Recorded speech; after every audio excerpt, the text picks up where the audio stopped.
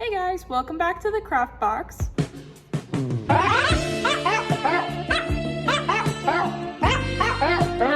So it has been a minute since my last video. And if you don't follow me on Instagram, you wouldn't happen to know that I have been building a house. The ultimate house. I'll actually show it to you right now. So this is my house. It's pretty great, isn't it?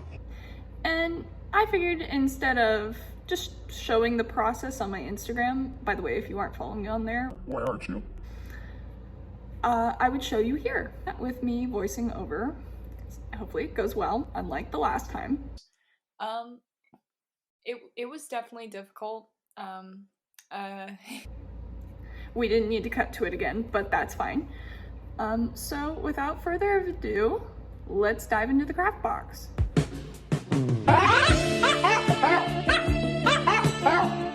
Hey guys, so I'd like to start this video off with some examples for what we're going to try to do. As you can see, the stones in these pictures are all completely different. Some have spacing, some have no spacing, some are completely textured, some aren't.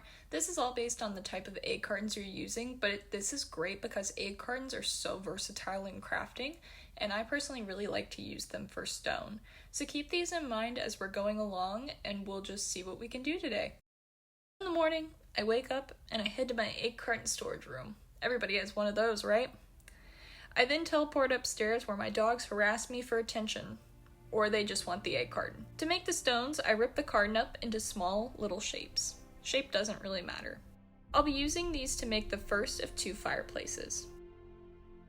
Cutting ahead, I randomly place the pieces onto my base with hot glue. The more random, the better look you'll get. Once finished, I double check that I didn't miss anything.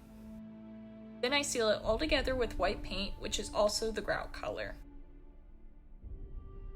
Watch me try to do something really cool with the paint I'm using, but fail miserably at it.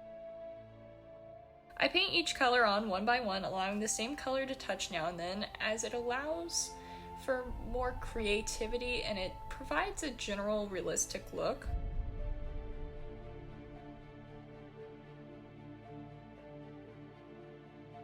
Next, I dry brush the darker colors on to add some dimension and weather the rocks. And once the darker colors are on, I'll dry brush white over the rocks and do one last dry brush with the darkest color I used.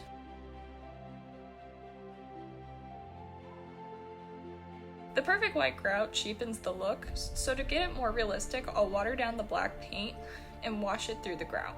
To reduce the darkened grout, I'll wash over it again with white before the final dry brush with the dark brown to further dirtify the stone and blend it in together.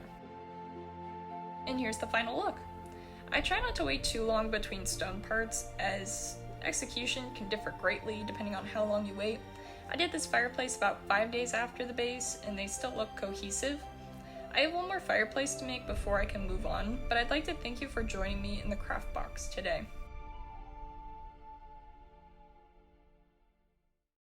Hey guys, thank you for watching this video. I hope you got something out of this quick tutorial, and I can't wait to show you how I make my siding in the next one.